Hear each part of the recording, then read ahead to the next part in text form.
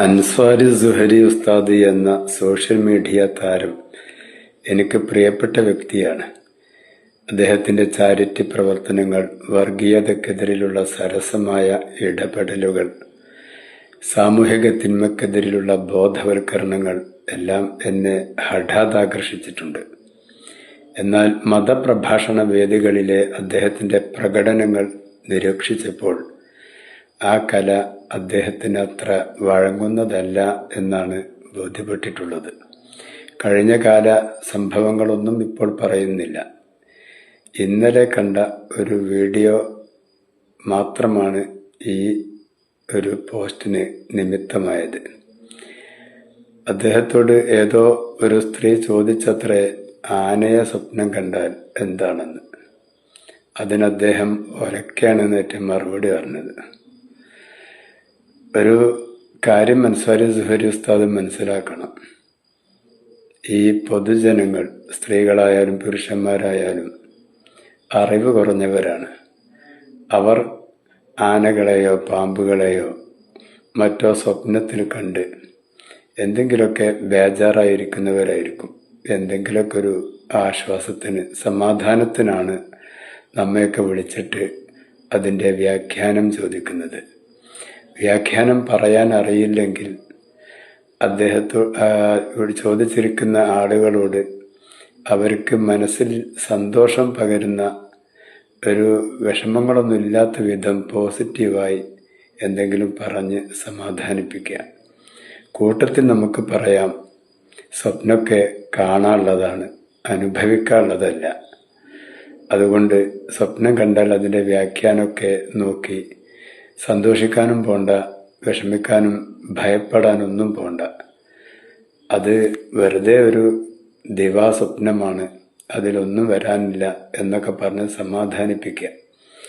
അല്ല, ബഹുമാനപ്പെട്ട ഇബ്നു സീരീൻ റഹ്മത്തുള്ളാഹി തആല അലൈഹി ഒക്കെ കൊടുത്തിരിക്കുന്ന സ്വപ്ന വ്യാഖ്യാനങ്ങൾ വശമുണ്ടെങ്കിൽ ആ ചോദ്യകർത്താവിന് നല്ല സമാധാനം പകരുന്ന നിലക്കുള്ള നല്ലൊരു വ്യാഖ്യാനം പറഞ്ഞു കൊടുത്ത് അവരെ സന്തോഷിപ്പിക്കുക. ഇതൊക്കെയായിരുന്നു നിങ്ങൾ ചെയ്യേണ്ടിയിരുന്നത്.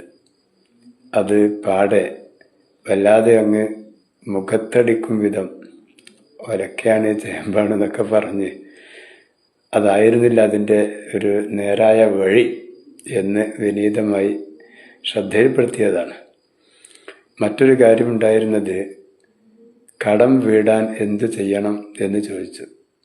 അതിന് അദ്ദേഹം പണിക്ക് പോകണം എന്ന് പറഞ്ഞിട്ട് യൂട്യൂബിലും മറ്റും വരുന്ന ദിക്റുകൾ, കടം വീടാനുള്ള ദിക്റുകൾ, സ്വലാത്തുകൾ, ഇത്തരം കാര്യങ്ങളൊക്കെ നിർവഹിക്കുന്നതിനെ അദ്ദേഹത്തിൻ്റെ പദപ്രയോഗങ്ങളിലൂടെയും ശരീരഭാഷയിലൂടെയും നിന്ദിക്കുന്നതും നിസ്സാരമാക്കുന്നതുമായിട്ടാണ് തോന്നിയിട്ടുള്ളത്. അദ്ദേഹം എന്തോ ഒരു കോപ്രാട്ടിത്തരം കാണിച്ചു. കുതുകുതുകുതുകുതുങ്ങനെ ചൊല്ലിയിരുന്നാൽ പോരാ, പണിക്കുക വേണ്ടിയത്. അല്ലാതെ യൂട്യൂബിലൊക്കെ കാണുന്ന ദിക്കറും ചൊല്ലി ഇങ്ങനെ ഇരുന്നിട്ടുണ്ടെങ്കിൽ ജപ്തി നോട്ടീസ് വരും പറഞ്ഞിട്ടൊരു പ്രത്യേക ഒരു ആക്ഷനൊക്കെ കാണിച്ച്. ഇതൊക്കെ സുഹരി ഉസ്താദെ, നമ്മൾ ശ്രദ്ധിക്കേണ്ട ഒരു കാര്യം, ഖുർആനിലും ഹദീസിലും നിരവധി വന്നിട്ടുണ്ട് ഇത്തരം കാര്യങ്ങളൊക്കെ.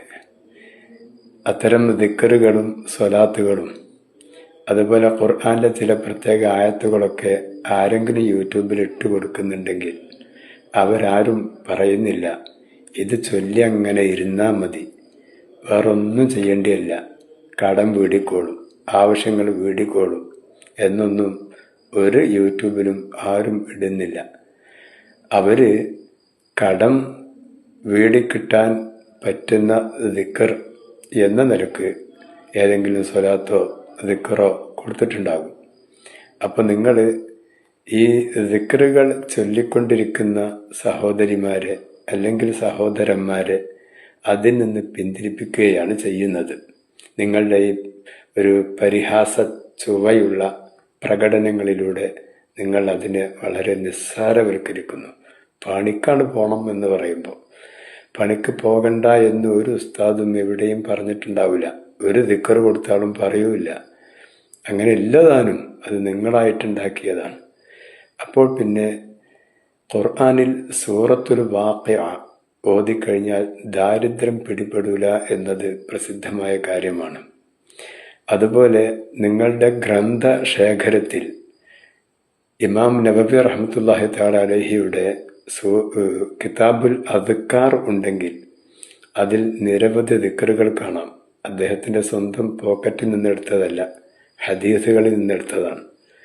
ആ ദിക്റുകൾക്കൊക്കെ കടം വീടുക, രോഗം ശമിക്കുക, ആവശ്യങ്ങൾ പൂർത്തിയാവുക, ഇങ്ങനെയുള്ള കാര്യങ്ങൾക്കൊക്കെയുള്ള ദിക്റുകൾ ഹദീസിൽ നിന്ന് വന്നത് തന്നെ അതിലുണ്ടാവും.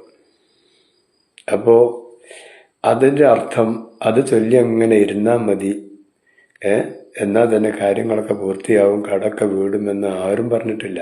സൂറത്തുൽ മുൽക്കിൽ അല്ലാഹു തആല പറയുന്നത് തന്നെ ഫംശൂ ഫീ മനാകിബിഹാ വകുലൂ മിർ റിസ്ഖിഹി വഇലൈഹിൻ നുശൂർ.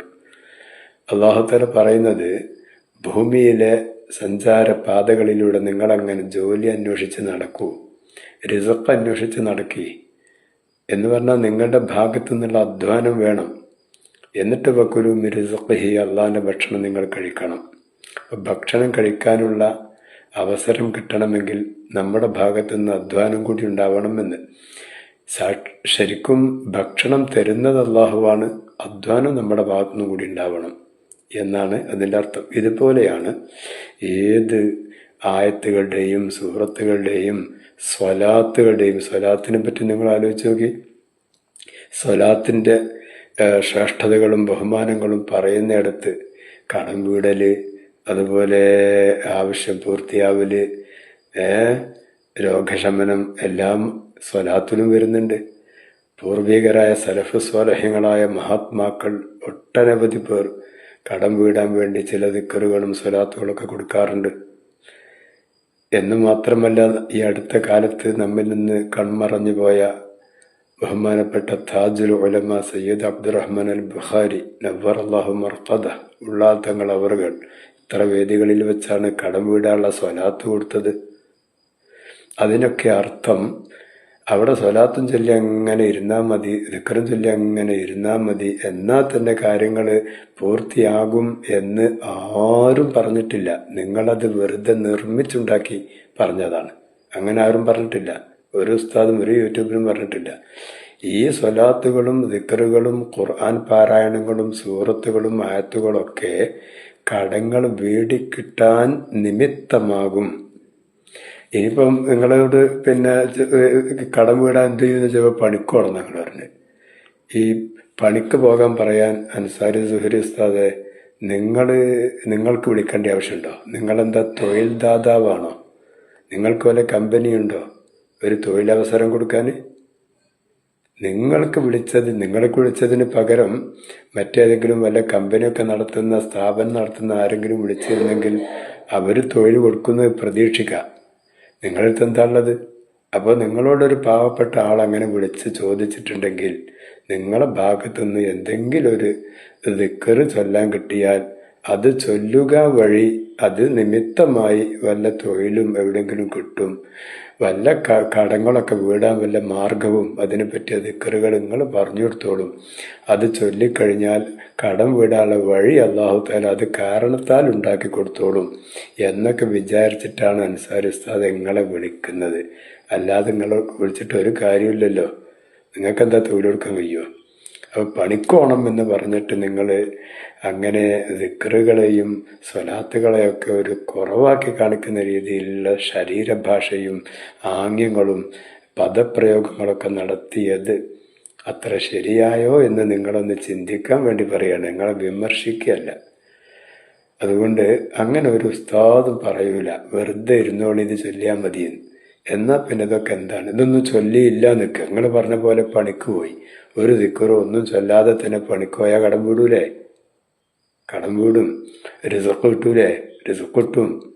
അപ്പോൾ ഒന്നും ചൊല്ലേണ്ട ആവശ്യമില്ല. അപ്പോൾ പിന്നെ ഇതൊക്കെ ചൊല്ലാൻ വേണ്ടി പറയുന്നത് ഇന്ന ദിക്റുകളും സ്വലാത്തുകളും ആയത്തുകളൊക്കെ ചൊല്ലിയാൽ ഇങ്ങനെയൊക്കെ ഫായിദകൾ അതിൻ്റെ പിന്നിൽ ഉണ്ട്. അതുകൊണ്ട് അതാരെങ്കിലും നിർവഹിക്കുന്ന പക്ഷം അത് നിമിത്തമായി അള്ളാഹുവിൻ്റെ ഒരു ഔദാര്യം, അവൻ്റെ ഫضലും റഹ്മത്തും വേഗത്തിൽ കിട്ടാൻ കാരണമായേക്കാം. അതിനാൽ അള്ളാഹു അവർക്ക് കടം വീടാനുള്ള വഴി, ആവശ്യം പൂർത്തിയാകാനുള്ള വഴി, രോഗം മാറാനുള്ള വഴി, അതിനുള്ള തൗഫീഖ്, ഷിഫ ഒക്കെ അള്ളാഹു താല ഈ ആയത്തുകളും ഈ സ്വലാത്തുകളും ഈ ദിക്റുകളൊക്കെ ചൊല്ലുക വഴി ആ സത്യവിശ്വാസക്ക് കൊടുത്തേക്കാം എന്നാണ് നമ്മൾ മനസ്സിലാക്കേണ്ടത്. ആ വിധത്തിലാണ് നിങ്ങൾ പബ്ലിക്കിൽ മതപ്രഭാഷണ വേദിയിൽ സംസാരിക്കുമ്പോൾ പറയേണ്ടതും സ്വീകരിക്കേണ്ട നയവും. ഇന്നലെ ചെയ്തതുപോലെയുള്ളത് പലപ്പോഴും ശ്രദ്ധപ്പെട്ടതുകൊണ്ടാണ് ഇങ്ങനൊരു വീഡിയോ ചെയ്തത്. ഈ ഒരിക്കലും വിമർശിച്ചതല്ല.